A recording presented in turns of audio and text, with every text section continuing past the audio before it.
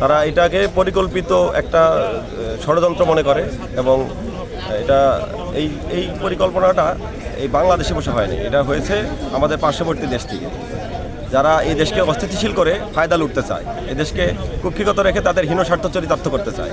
সেই দেশের যে দোসররা এই দেশে আছে, এজেন্ট হিসেবে আছে এবং পরিকল্পিতভাবে এই ধরনের কুকর্মগুলো তারা চালিয়ে যাচ্ছে। আমরা এর দৃষ্টান্তমূলক শাস্তি দাবি করছি এবং তদন্তের মাধ্যমে তাদেরকে সর্বোচ্চ শাস্তি নিশ্চিত করার দাবি জানাচ্ছি এই ডক্টর ইউনূসের সরকার। এটা তো অবশ্যই পরিকল্পিত এই জন্যই যে যারা তাদের বিরুদ্ধে বেশি সোচ্চার, যারা এই উপদেষ্টাগুলো যারা তাদের বিষয়গুলো তদন্ত করে সামনে আনবে, ঠিক এই লোকগুলোকে বিব্রত করার জন্য, তাদেরকে একটা অসুবিধাজনক অবস্থায় ফেলার জন্য এটা পরিকল্পিত একটা ষড়যন্ত্রমূলক কাণ্ড।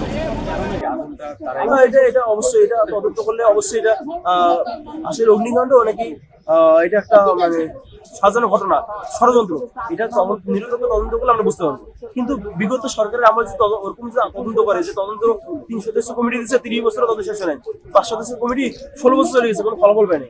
আমরা যেহেতু ছাত্র জনতা সরকার সংস্কার করার জন্য আসছে, আমরা চাবো, আমাদের দাবি, আমাদের আশা আকাঙ্ক্ষা, যদি 2 সদস্য, 3 সদস্য, 5 সদস্য যে সদস্যের কমিটি তদন্ত কমিটি হোক, এই তদন্ত কমিটি নির্দিষ্ট দিনের মধ্যে একটা আমাদের ফলাফল জানাবে, নেগেটিভ হোক পজিটিভ হোক, যেগুলো ফলাফল আমরা চাই পজিটিভ ফলাফল আসবে, হয় তাদের ষড়যন্ত্রের ফলাফল আসবে, দুর্ঘটনা ফলাফলের জন্য ফলাফল আসবে, এর বাইরে তো জানার অপশন নেই।